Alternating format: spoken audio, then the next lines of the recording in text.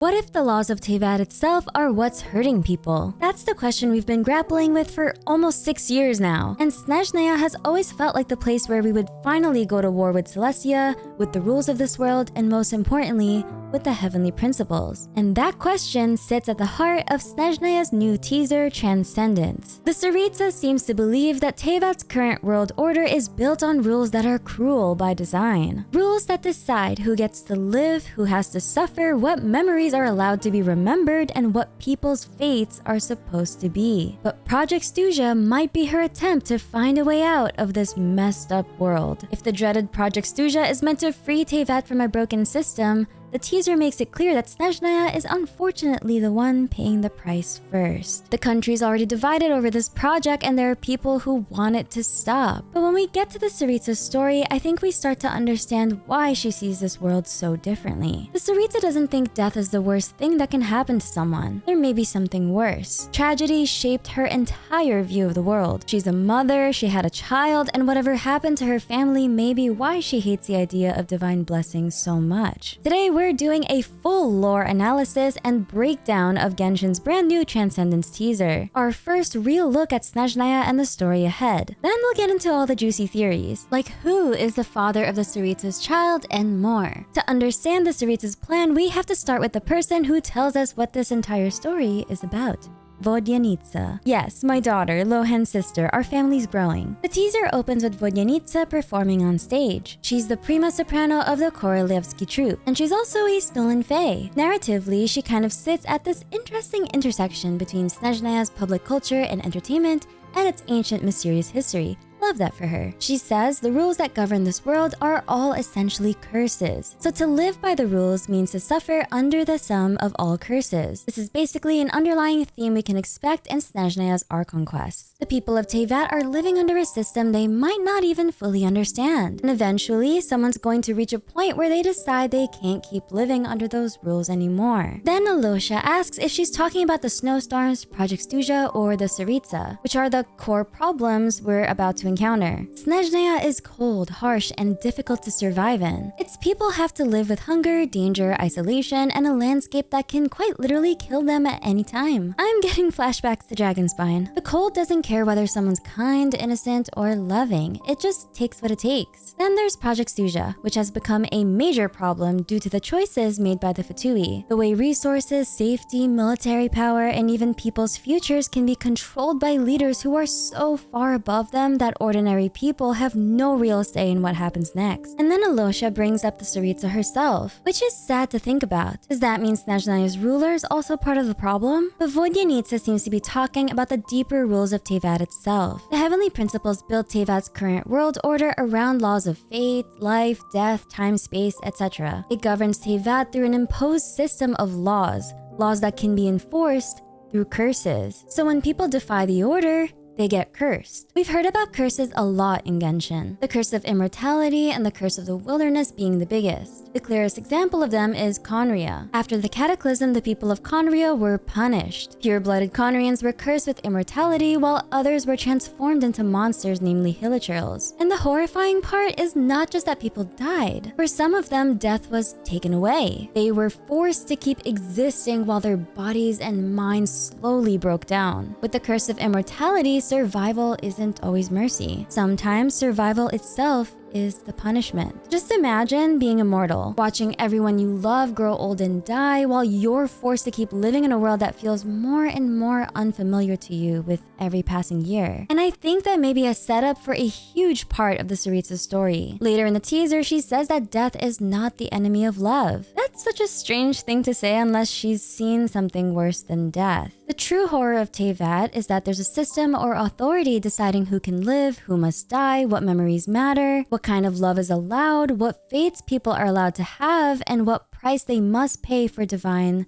blessings. So how do we fully break out of the system? In the teaser, Alosha pulls a gun on someone in the audience. Valyrie stops him and they start fighting. Alosha seems to call in wolves and Valyrie's shadow becomes a bear. And while they're distracted, Odette slips behind the target with a knife. There seems to be a rebellion brewing and Alosha and Vodyanica might be part of it. Alosha might actually be Alosha Dmitrievich, who was first mentioned in Nodcry. He was a lightkeeper assigned to the Snowfield Falcons investigation squad, but he was later suspended after being caught drunk while on sentry duty and reassigned to logistical work. It's not confirmed that they're the same person yet, but it's worth noting. In a brief history of the Pale Starborn, King Mstislav's bear-shaped skull is preserved in the Zapolyarny Palace treasury, while the wolf-like Volkodlak clans were part of the ancient conflict that shaped early Snezhnaya. Alosha's wolves and Valyrie's shadow turning into a bear might be a callback to Snezhnaya's ancient history in which the Belitsar defeated King Mstislav's fake coalition. The Belitsar was the first Cryo-Archon, right before the Tsaritsa. Speaking of Snezhnaya's history, there's also Vesna and the Druzhna. Before Anastasia became the Tsaritsa, the Belitsar ruled over Snezhnaya, where the Snowland Fae held most of the political power. The Fae princes governed their own territories while the Belitsar could muster the Druzhna as one of his forces. But after the Belitsar died, many of those Fae princes refused to recognize Anastasia's authority. Instead of calling on the Druzhna, Anastasia established the Fatui and used them to conquer the prince's lands, strip them of their authority, and bring the north under her control. A few years later, she created the Snezhnograd Veke to handle the administration left behind by the old Fae rulers. The Druzhna represent the Snezhnaya that existed before the Fatui became the Tsaritsa's main military. Their return could mean Project Stuzha has become too serious for the Fatui to handle alone. Or maybe the Tsaritsa needed a force that answers to her personally rather than just the Fatui. It could also mean the Snowland Fae are moving back toward the center of Snezhnaya's politics after centuries of being pushed aside. We interrupt this lore spiral to bring you news from today's sponsor. Today's video is sponsored by Aniva. Aniva makes topping up your favorite games ridiculously easy, and yes, they've got all the Hoyoverse titles including Genshin Impact. Here's how it works. Just search Genshin Impact on Aniva's top-up page, choose the server you play on, and enter your UID. And boom, that's it. No login and no password required. It's quick, simple, and you still get your top-up delivered instantly. And the best part? Aniva's cashback system. You can get money back from your top-up. For example, if I buy this Primogem pack, I can go to orders and hit claim, and cashback will be added to your account. Then that balance just sits there ready to use on your next top-up for you to use on future pulls. If you play Genshin in Japan, the prices there are currently the best. If you want to use Aniba for your Columbina and future Nodcry pulls, use a link in the description and pinned comment down below. Thank you once again, Aniba, for sponsoring today's video. So, if we follow the rules, we accept fate, divine punishment, and basically let the gods decide what's good for us. But let's say we overthrow them, destroy Celestia, and the gods enforcing its order. That creates another problem. If someone destroys Celestia only to become the next person deciding the rules and fate, then nothing's really changed, right? For example, right now, the Irminsul is no longer managing fate, which leaves room for someone else to take control of it potentially. So our only option is transcending the rules. In simple terms, transcendence means creating a world where people no longer need a god's permission to be free, which is where the Traveler probably steps in. But what about the Tsaritsa? Not only is she trying to defeat Celestia, she might be trying to create a future where no one gets to rule another person's life. Project Stuzha might be her way of accomplishing that, but there are problems. Project Stuzha is one of the Fatui's biggest and most expensive plans. It has used so many resources that Snezhnograd is reportedly running low on supplies. The teaser adds that Stuja has a deadline or renewal cycle and Pulcinella wants to extend it. But this is no longer a private Fatui decision because the council or Veke openly object.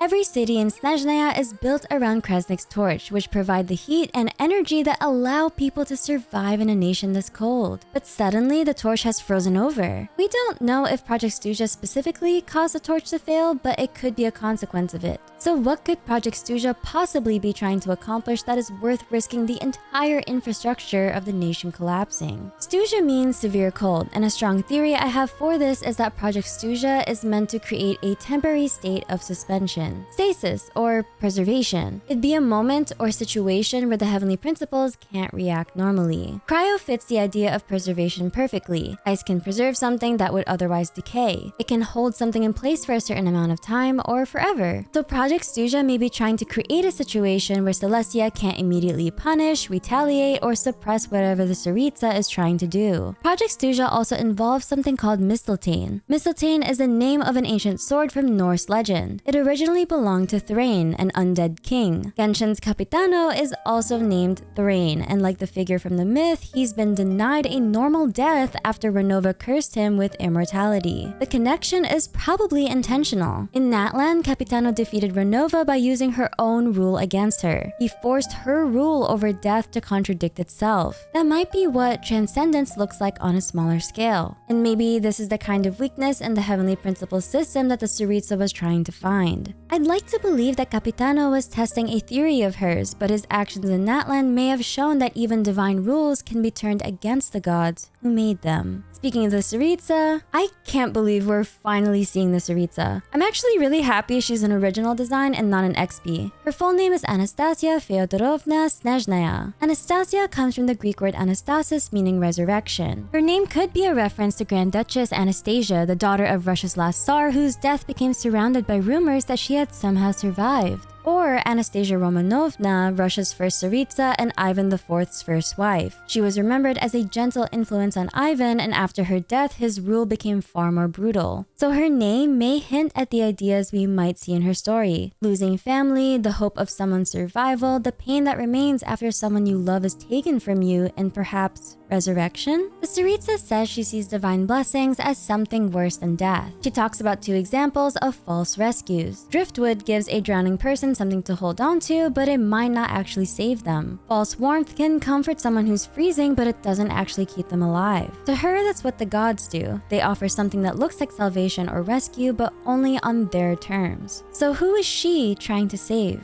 The teaser surprisingly revealed that the Tsaritsa has a son, and his design might give us our first clue about where the Tsaritsa's family tragedy really began. After the cataclysm, the Tsaritsa changed drastically. She apparently cut ties with the other Archons and became far colder and more distant than she had been before. So something must have happened to her 500 years ago that changed her this much, around the same time Khaenri'ah was destroyed. If her son is half Fae and half Khaenri'ah, he may have been caught in Renova's punishment after the cataclysm. That could mean he faced the same kind of fate as Khaenri'ah, the curse of the wilderness which turns people into hillgirls. And the notion makes the next scene a lot darker. When Anastasia touches him, he turns into snow. Maybe she sees the curse beginning to take hold and realizes he's about to lose himself and potentially everything that makes him her son. So instead of letting the transformation finish, she might have used cryo to stop it. She freezes him in place, hoping it will buy her time to find a cure. But there is another possibility. What if the Tsaritsa's son is Hyperborean?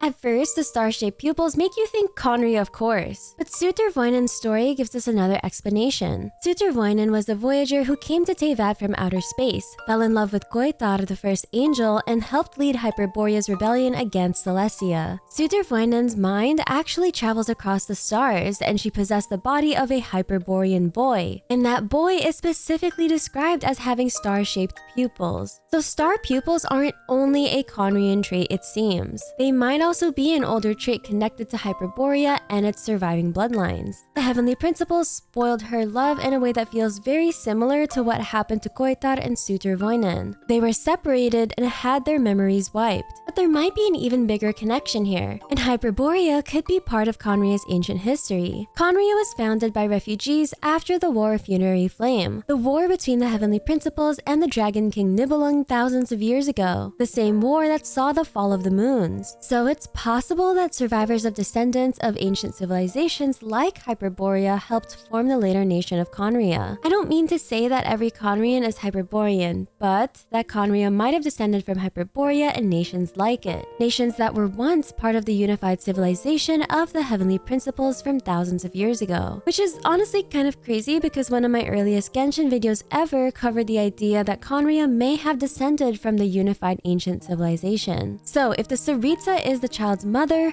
who is the father? I do want to talk about an intrusive thought I had while going over the teaser. If there's a possibility that the Tsaritsa's lover is Khaenri'ah, Could it be Minsleif? Probably, hopefully, a crack theory. Otherwise, I guess the Tsaritsa and I are sister wives? I gave birth to Lohan and Vodyanica, and she gave birth to her starry-eyed son. So, Minsleif was Khaenri'ah's royal guard captain before the cataclysm, and Anastasia became the Tsaritsa a little after that. So the timeline works, I guess? It would also explain why Ronova is so important in the scene. If Minsleif was the father, then Anastasia's family would have been caught in Renova's curse. Minsleif was forced to live on as an immortal wanderer while their child was cursed to be a hilichurl. It also fits why she sees divine blessings as worse than death. Minsleif is one of the clearest examples of immortality becoming torture. It's crazy because in the Travail trailer, Minsleif says, "Defeat me, command me to step aside, show me that you are worthier than I to rescue her. Then the threads of all fate will be yours to reweave. My memory has all but faded completely, but I will always remember how much she too loved these flowers." If Minsleif was the father of this child, then rescue her might be referring to the Tsaritsa. Again, this is just a crack theory, but there's definitely a possibility that the father is a Khaenri'ah given the timeline. But I think we have a lot more setup for another possibility, that the father of her child is the third descender, Satalainen. In Hymns of the Far North, Satalainen travels to court the beautiful daughter of Pakaisuko. Pakaisuko agrees to let them marry only if Satalainen opens the gates of Puyola for him. Satalainen knows it's a trap and that the heavenly principles will punish him, but he goes anyway because otherwise Pakaisuko would send his daughter to suffer the punishment instead. In Puyola, the heavenly principles kills and carves Satalainen into 7 pieces. Later lore says the third descender's remains are the 7 Gnoses. The hymn ends by saying Pakaisuko's daughter will never be wed. This theory works if we assume Pakaisuko's daughter was Anastasia before she became the Tsaritsa, which is insanely sad. The heavenly principles took the person she loved, cut him into 7 pieces, and made those pieces into symbols of its authority over Teyvat. The Tsaritsa has been trying to take every piece back. Also, Satalainen doesn't have to be Khaenri'ah for this theory to work. Star-shaped pupils could be a trait that goes all the way back to Teyvat's ancient unified civilization long before Khaenri'ah. There's also the disturbing possibility that not only did the Tsaritsa lose her lover and child, it's that the heavenly principles caused or something may have happened to take her memories away. That would make the photograph incredibly important. Ronova cutting a figure out of the family photo could be symbolic. He may have been removed from Anastasia's memory or the world's memory, literally removed out of existence. She's left with a wound where a person should be. It's almost like he or her family never existed. There's just a little bit of a time discrepancy that I need the story to explain. Satalainen supposedly died thousands of years ago before the Archon War. His body parts, aka the Gnosis, were essentially used as trophies for the winning Archons. So his death alone doesn't really explain why the Tsaritsa became suddenly cold only 500 years ago. A memory wipe could technically explain why she seemed to respond so late to Satalainen's death. This would parallel what happened to Koitar and Sutervoinen. Something during the cataclysm could have caused her to finally remember her lover and her child. Or something happened to her child 500 years ago to cause such an extreme character change. And as a side note, Satalainen may have also gone by the name Ajax, which could have huge implications for Child who was named after him. But now that fate seems more open-ended after Irminsul burned, Child might not be doomed to the same tragic ending as his namesake. I'm really hoping they explore this connection in the Archon quests. So the cataclysm might have not been the Tsaritsa's first run-in with Celestia and the heavenly principles. It was just the moment she realized Celestia would keep taking people from her unless she fought back. And weirdly enough, she might not be fighting alone, but Rhinedottir or Nibirius might be helping her? In the teaser, we see the Tsaritsa finally facing Ronova at the frozen Krasnik's torch. Ronova is the ruler of death and represents the system Anastasia is fighting against. Not to mention, Ronova and the heavenly principles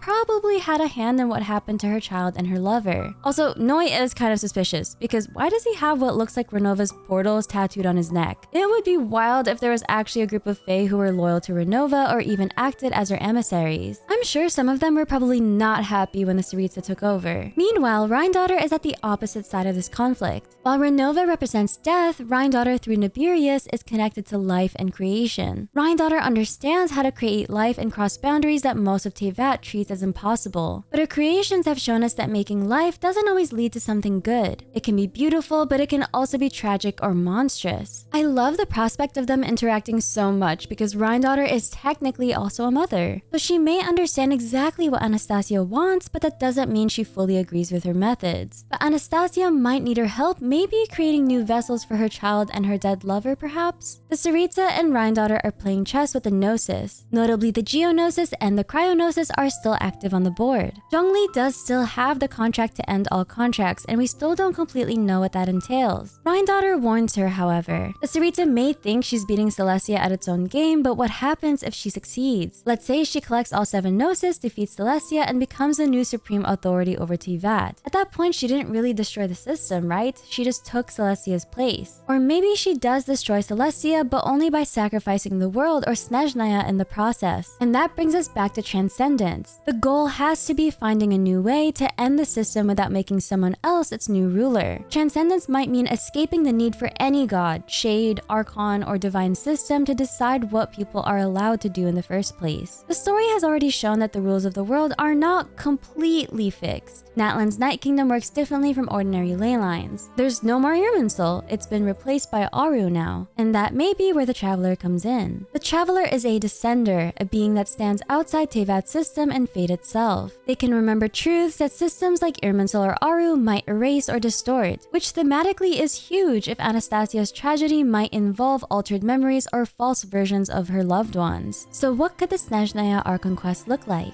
The Traveler may arrive in the middle of a national crisis. Project Stuzha is draining resources, the cold is getting worse, and people don't seem to agree on what the project is really for. There could be shortages, fear, distrust toward the Fatui, and growing tension over whether Snezhnaya is being protected or sacrificed. And Pulcinella might try to extend Project Stuzha, which could be the moment things finally explode. A resistance movement may rise up, possibly involving Alosia and Vodinitsa. The stakes might become impossible to ignore once Snezhnaya's Kresnik's torch is threatened or goes out. At that point, people may literally freeze while its leaders basically take a gamble. Then we may learn what Project Stuzha is actually for. It could be meant to create the conditions needed to challenge the heavenly principles and the system that governs Teyvat itself. After that, we may finally learn what happened to Anastasia's family, her lover, her child, and whatever false divine blessing made her lose faith in the rules of the world. And then the conflict becomes bigger than Snezhnaya. Ronova and Rhinedottir may reveal that Anastasia's plan could threaten the world as we know it. But even then, the Traveler may have to push back against both sides. They can't escape the current world, where divine laws can curse people or force them to suffer. But they also can't accept a new reality without anyone being given a choice. With the Traveler's help, the Tsaritsa needs to create a place where Celestia's rules no longer have jurisdiction. Snezhnaya doesn't need to become the new Celestia. It needs to become a place or create a state of being where Celestia can no longer decide what's valid, an Elysium. But there's still something deeply unsettling about the third descender. Skirk warns that the Gnoses are objects of misfortune because once someone dies, their bonds with the world can turn into curses. And the Gnosis were made from the third descender's remains. So what happens if those remains still carry something of him? His will, his grief, or even his resentment toward the being who turned his body into the foundation of Celestia's new order. Maybe the third descender isn't truly gone, no matter how hard they might have tried to write him out of existence. And if he ever returns, he definitely has every reason to turn against Celestia